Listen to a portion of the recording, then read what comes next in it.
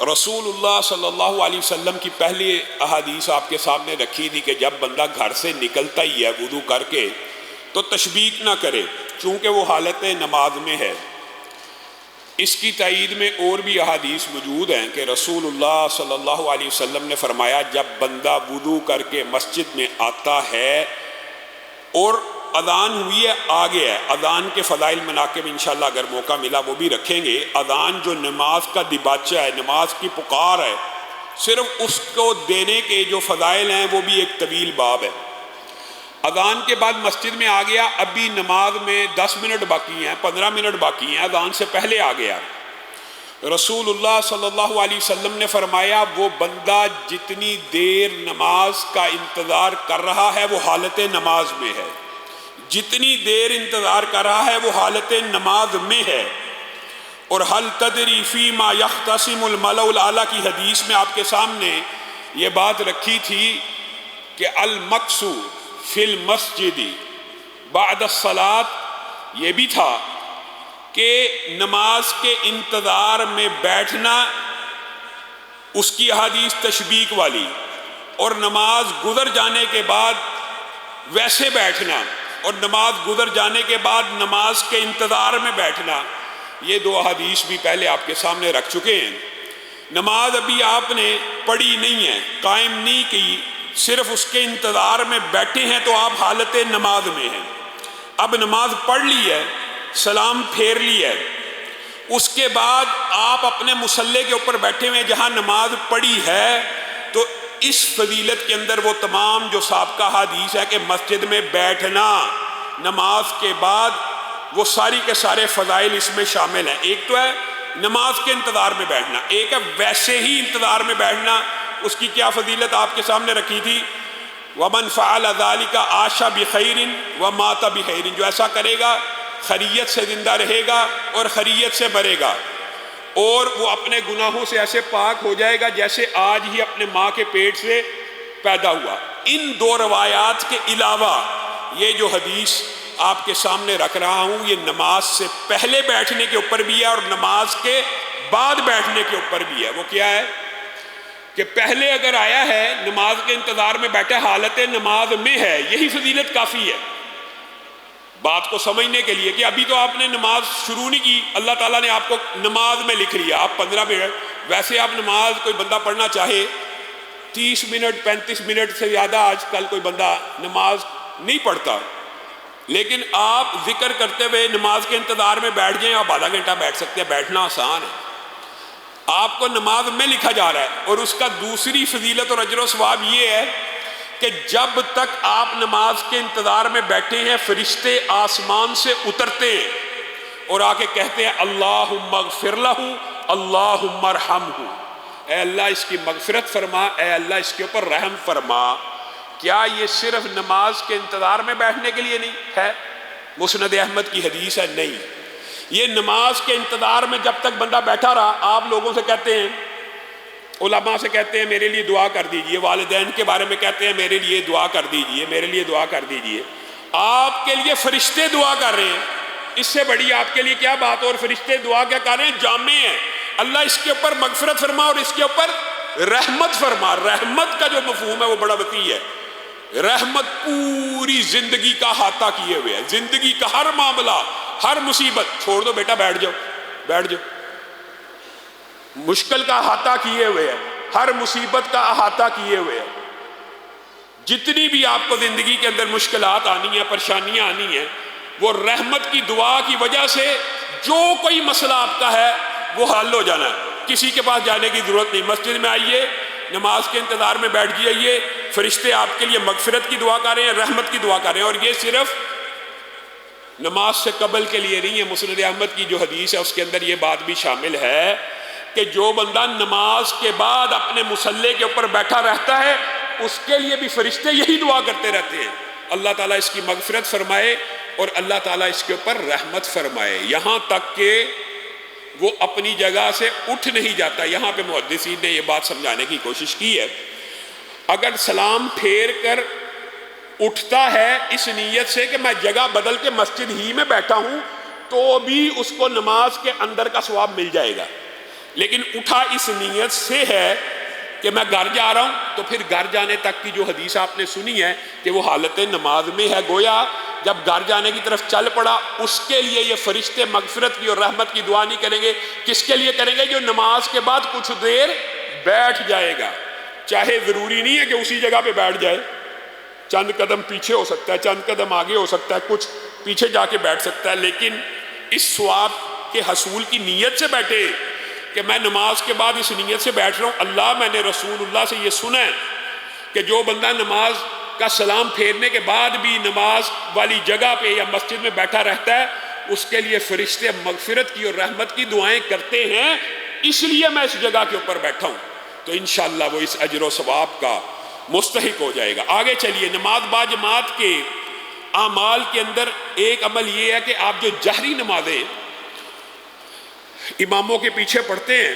تو جب وہ سورۃ فاتحہ پڑھتے ہیں غیر المغضوب علیہم ولا الضالین، تو آپ کیا کہتے ہیں؟ آمین. رسول اللہ صلی اللہ علیہ وسلم کی صحیح حدیث میں یہ الفاظ موجود ہیں کہ آمین کہا کرو. ہمارے بعض بھائی امام ولا الضالین چاہے جتنی مرضی اونچی کہہ رہا ہو، ترتیب سے کہہ رہا ہو، اور اس کی خواہش ہو کہ لوگ آمین کے، لوگ نہیں کہتے. آمین کہنے سے کتنی کو محنت لگتی ہے؟ کوئی محنت نہیں لگتی. اور آمین ہر صورت کہنا چاہیے، بلکہ رسول اللہ صلی اللہ علیہ وسلم نے کہا تھا آمین کہا کرو. یہ کلی طور پہ کہہ رہا ہوں کہ یہودی اس آمین کے لفظ سے چڑ کھانا شروع ہو گئے ہیں. یہودی آمین کے لفظ سے چڑ کھا رہے ہیں، اور یہودیوں کو تمہاری آمین سے چڑ ہو رہی ہے. یعنی یہودیوں کے لیے آمین کا لفظ باعث اذیت ہے. اور صرف اسی کے اوپر بس نہیں ہے، رسول اللہ صلی اللہ علیہ وسلم نے اس امام کے بعد جو آمین کا حکم دیا ہے اس کا اجر و ثواب اور اس کی فضیلت کیا ہے. اور یہ جو بندہ نماز با جماعت پڑھے گا ظاہر ہے وہی پائے گا، جو آیا ہی نہیں وہ اس فضیلت میں کیسے شامل ہوگا؟ رسول اللہ صلی اللہ علیہ وسلم نے فرمایا جس کی آمین فرشتوں کی آمین سے موافقت کر جائے، گویا جب امام ولا الضالین کہتا ہے تو فرشتے بھی آمین کہتے ہیں. آپ بندے ہو کے آمین نہیں کہتے، فرشتے بھی آمین کہتے ہیں. اور جس کی آمین فرشتوں کی آمین سے موافقت کر جائے، اس سے کیا مراد ہے؟ اس سے محدثین نے اس بات کی تشریح بھی کی ہے. ایک تو یہ کلی عام فہم بات ہے، آپ نے آمین کہی، فرشتے آمین کہہ رہے ہیں، آپ بھی آمین کہہ رہے ہیں، گویا انہوں نے بھی کہی آپ نے بھی کہی، یہی موافقت ہے، یہی موافقت ہے. وہ بھی آمین کہہ رہے ہیں، آپ بھی آمین کہہ رہے ہیں. یا موافقت سے مراد یہ ہے کہ جیسے آپ نے آمین کہا اگر اسی لمحے میں فرشتے نے بھی آمین کہا ہے تو موافقت ہوگی. لیکن حقیقت اور راجح بات جو بات سمجھ آتی ہے علماء کا اگرچہ اختلاف موجود ہے، وہ صرف یہ ہے کہ ہر آمین کہنے والا فرشتوں کی آمین کی موافق ہے، کیونکہ فرشتے بھی آمین کہہ رہے ہیں، آپ بھی آمین کہہ رہے ہیں. اب اس کے موافق ہونے کا فائدہ کیا ہے؟ رسول اللہ صلی اللہ علیہ وسلم نے فرمایا جس کی آمین کی موافقت فرشتوں کی آمین سے ہو جائے غفر لہ ما تقدم من ذنبہ. بتائیے ہم پورے 30 دن روزے رکھیں تو اس حدیث کے مصداق ہے، 30 دن قیام کریں اس حدیث کے مصداق ہے، لیلۃ القدر کا قیام کریں اس حدیث کے مصداق ہے کہ آپ کے سابقہ سارے گناہ معاف. لیکن با جماعت نماز اتنی اہم ہے کہ ایک نماز میں امام کے پیچھے آمین کہا آپ کے سارے گناہ معاف ہو گئے. اور رسول اللہ صلی اللہ علیہ وسلم کی بات کے اوپر شک کرنا،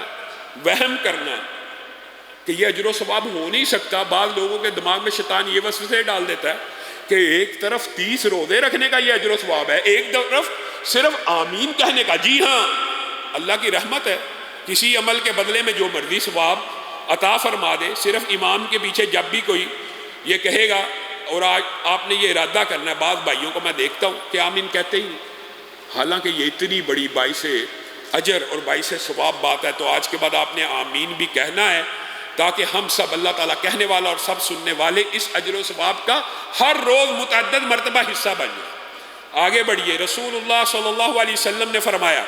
اور اس حدیث کو امام البانی نے حسن کہا ہے، علماء کا اس کی سند کے اوپر اضطراب، بعض علماء نے اس کی سند کو مضطرب قرار دیا ہے، لیکن امام البانی بہت بڑے محدث ہیں، انہوں نے تحقیق کر کے اس کی سند کو حسن کہا ہے. اور وہ یہ حدیث یہ ہے کہ جو بندہ با جماعت 40 دن نماز پڑھتا ہے، اللہ رب العزت اس کے لیے 2 انعامات رکھتے ہیں. 40 دن باجماعت اگر آپ مسجد میں نماز پڑھ لیتے ہیں، اور مرد کے اوپر نماز ہی مسجد میں ہے، اور اللہ کے فضل و کرم سے اکثر لوگ اس فضیلت کو پا سکتے ہیں محنت توجہ کر کے، رسول اللہ صلی اللہ علیہ وسلم نے فرمایا اس کو 2 پروانے عطا کر دیے جاتے ہیں۔ پہلا پروانہ، یہ شخص جہنم سے آزاد کر دیا گیا۔ اب یہ بتائیے، یہ پروانہ تو اس زمین کے اوپر، دھرتی کے اوپر اللہ رب العزت نے رسول اللہ کے صحابہ کو عنایت کیا تھا، یا کسی صحابی کو منفرد رسول اللہ نے کہا تھا کہ عثمان آج کے بعد کوئی عمل بھی نہ کر، تجھے کبھی بھی کوئی عذاب چھو نہیں سکتا، تیرے لیے جنت ہے۔ تو جو بندہ اس دنیا کے اندر جنت کا پروانہ لینا چاہتا ہے اور جہنم سے مستقل آزادی چاہتا ہے، 40 دن اگر نماز باجماعت پڑھ لے، اس کے لیے فرشتوں کو بھی آرڈر کر دیا جاتا ہے، تختیوں پہ بھی لکھ دیا جاتا ہے، کتابوں پہ بھی لکھ دیا جاتا ہے، آسمان کے جو صحائف ہیں ان پہ بھی لکھ دیا جاتا ہے، رجسٹر ہے ان کے اوپر بھی لکھ دیا جاتا ہے، اس بندے کو اللہ رب العزت نے جہنم سے آزاد کر دیا۔ اور دوسری بات یہ ہے کہ اس کے لیے یہ لکھ دیا جاتا ہے کہ اس کے دل کو اللہ رب العزت نے نفاق سے پاک کر دیا ہے، اور جن کا دل نفاق سے پاک ہو جائے وہ ایمان کی حقیقی لذت کو حاصل کر لیتے ہیں۔ نفاق اتنی بری بیماری ہے، صحابہ رسول اللہ صلی اللہ علیہ وسلم صحابہ کو یہ دعا سکھایا کرتے تھے کہ شرک دبے پاؤں۔ ہم نے شرک کو صرف یہ سمجھا کہ غیر اللہ سے مانگنا ہی شرک ہے، ریاکاری بھی شرک کی ایک قسم ہے، اگرچہ شرک اکبر نہیں ہے، لیکن یہ نفاق دبے پاؤں انسان میں آتا ہے، ریاکاری کی شکل میں آ رہا ہوتا ہے۔ اول انسان خلوص نیت سے عبادت کر رہا ہے، لیکن اتنی آہستگی سے آتا ہے، سجدہ طویل کر لے، رکوع طویل کر لے، ساتھ والا دیکھ رہا ہے، اس طرح دبے پاؤں، دبے ہلکی چاپ، کالی چونٹی کسی رفتار سے اور کالی چونٹی جیسی سیاہی سے انسان کو محسوس ہی نہیں ہوتا کہ میں نفاق کی وادی کے پہلے گڑھے میں اتر چکا ہوں۔ تو جو بندہ 40 دن نماز پڑھتا ہے، وہ اللہ رب العزت اس کے لیے یہ پروانہ بھی جاری کر دیتے ہیں کہ اس کو جہنم سے صرف آزاد نہیں کیا گیا بلکہ نفاق سے بھی ہمیشہ کے لیے آزاد کر دیا گیا، گویا بندہ بچ جاتا ہے۔ آگے آئیے، یہ جو حدیث آپ کے سامنے رکھی تھی کہ نماز پڑھنے سے پہلے بیٹھنا نماز کے اندر ہونا ہے، نماز پڑھنے کے بعد بیٹھنا نماز کے اندر ہونا، اور فرشتے اس کے لیے مغفرت کی دعا کر رہے ہیں، یہ کلی نمازوں کے لیے، ہر نماز کے لیے، ہر نماز باجماعت، ظہر کی ہو، فجر کی ہو، عصر کی ہو، مغرب کی ہو، عشاء کی ہو۔ لیکن بعض فضائل فجر اور عشاء کے علیحدہ بھی ہے۔ رسول اللہ صلی اللہ علیہ وسلم نے فرمایا اگر تمہیں پتہ چل جائے عشاء اور فجر کی نماز میں کیا ہے، اس کیا ہے سے مراد اجر و ثواب کیا ہے، اگر آپ کو اور مجھے پتہ چل جائے کہ اس کا اجر و ثواب کیا ہے اور بتا بھی دیا پھر بھی ہم غافل ہیں، تو آپ اپنے ہاتھوں اور گھٹنوں کے بل، اور بعد نے اس کی ٹرانسلیشن کی اپنے ہاتھوں اور سرین کے بل چلتے ہوئے، یعنی اتنے بیمار ہو کہ آپ سے چلنا بھی مشکل ہو، لیکن اگر آپ کو حقیقت میں پتہ چل جائے نا ان 2 نمازوں کو باجماعت ادا کرنے کے بدلے اللہ نے قیامت میں دینا گیا ہے، تو آپ کرالنگ کرتے ہوئے، ایک ہے ہاتھ اور گھٹنوں کا ترجمہ، ہاتھ اور گھٹنوں کی چال آپ بچے کو دیکھتے ہیں، اول جب بھی کوئی بچہ چلتا ریڑتا ہے تو ہاتھ اور گھٹنوں کے اوپر ریڑتا ہے، تو آپ ہاتھ اور گھٹنوں کے اوپر ریڑتے ہوئے آ جائیں گے، چھوڑیں گے نہیں۔ اور آج ہم کیوں چھوڑتے ہیں؟ نیند آئی ہوئی ہے، نزلہ لگا ہوا ہے، زکام ہے، بیماری ہے، چھوٹی سے چھوٹی بیماری کو شرعی عذر بنا کے نمازوں سے پیچھے رہ جاتے ہیں۔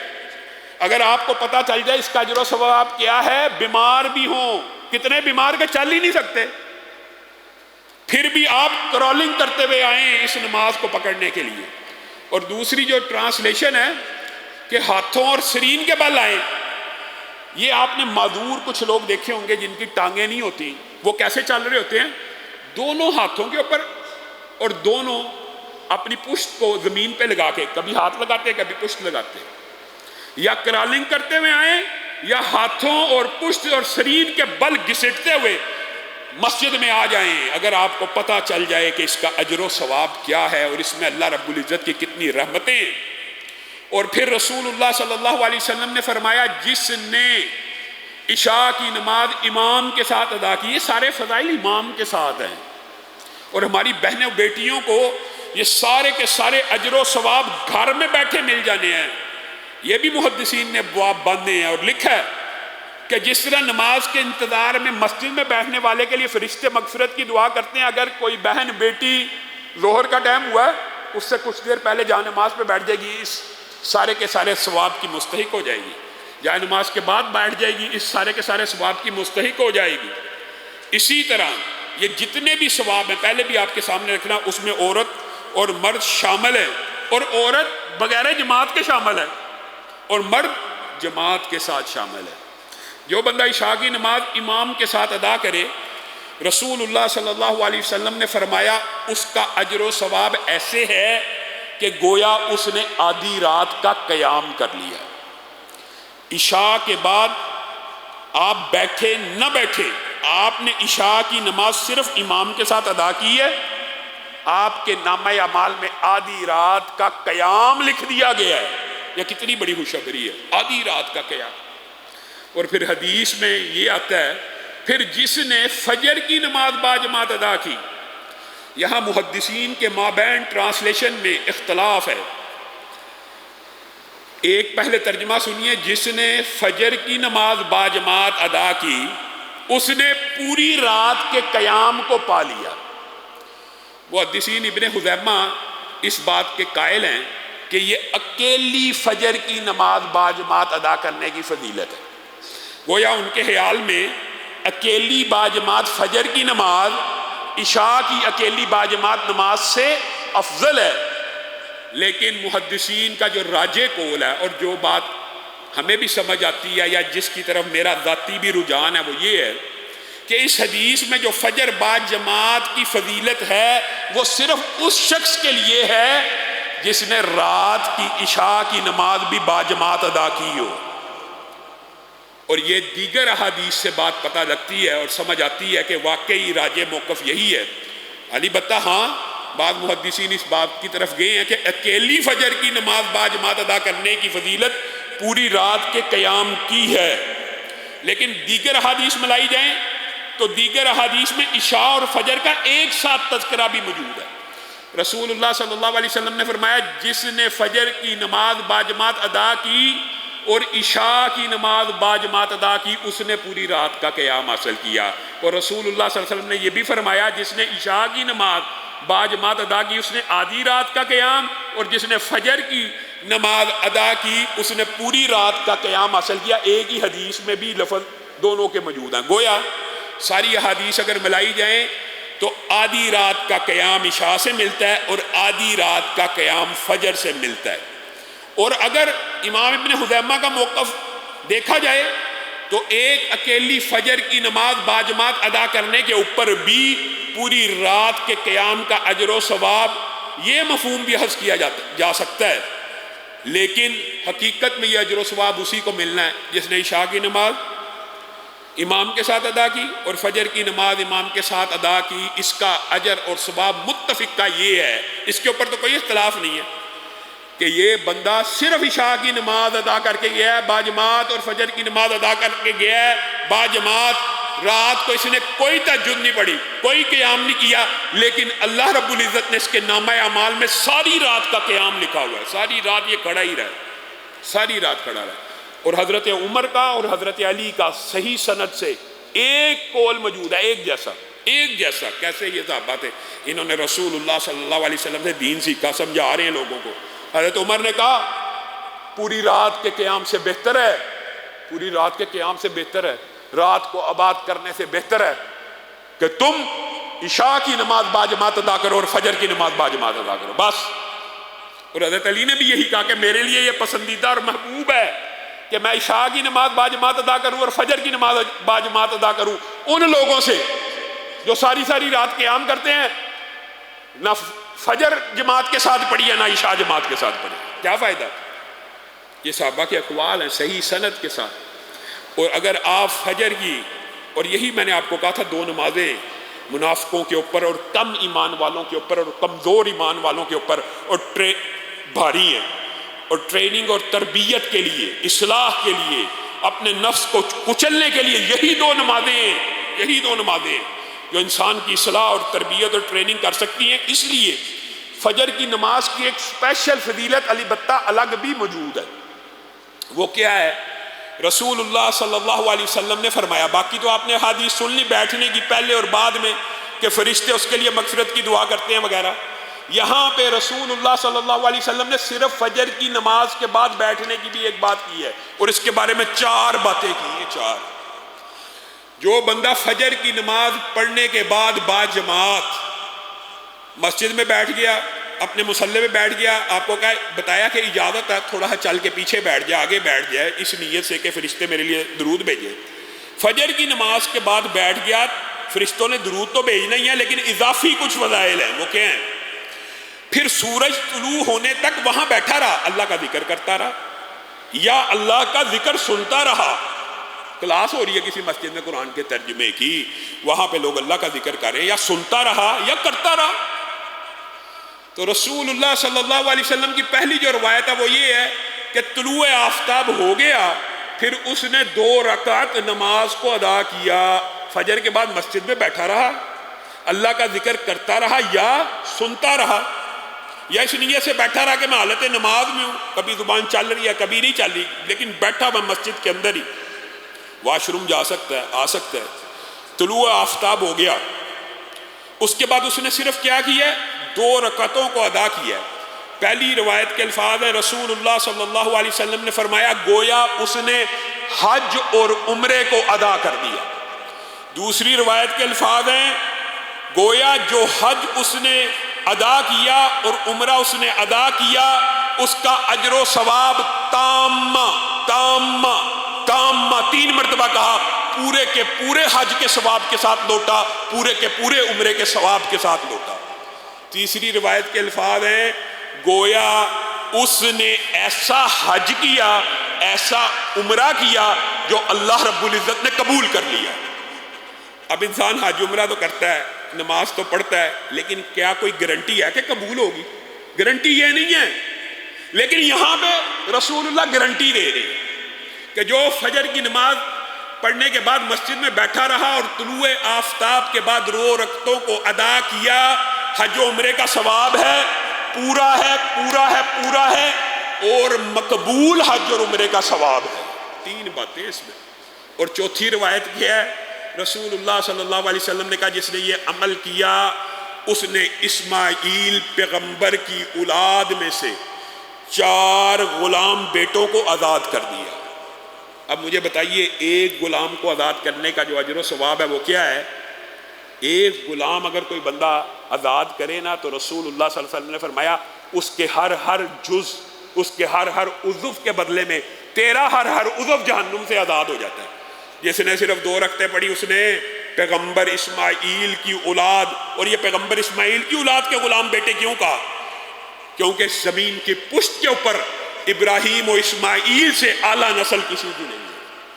یہ ان کی نسل کے اگر 4 غلام ہوں اور وہ غلام بن جائیں،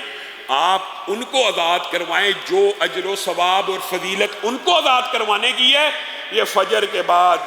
اشراق کی صرف 2 رکعتیں پڑھنے کی فضیلت ہے اللہ رب العزت۔ اور یہ بات یاد رکھیں، یہ یہاں پہ حدیث میں کہیں نہیں ہے کہ ہر روز یہ کریں۔ آپ یہ چھٹی کے جو دن ہوتے ہیں ان میں سے 1 دن مختص کر لیں، مہینے میں 4 دن مختص کر لیں، مہینے میں 2 دن مختص کر لیں، مہینے میں 1 دفعہ تو کم از کم یہ عمل کر لیں تاکہ اتنے زیادہ اجر و ثواب کے مستحق بن جائیں۔ اللہ تعالیٰ کہنے والے کو اور سب سننے والوں کو اس اجر کو حاصل کرنے کی توفیق عنایت فرمائے اور یہ ہماری عادت کا حصہ بنائے۔ سبحان ربک رب العزت عما یصفون وسلام علی المرسلین والحمد للہ رب العالمین۔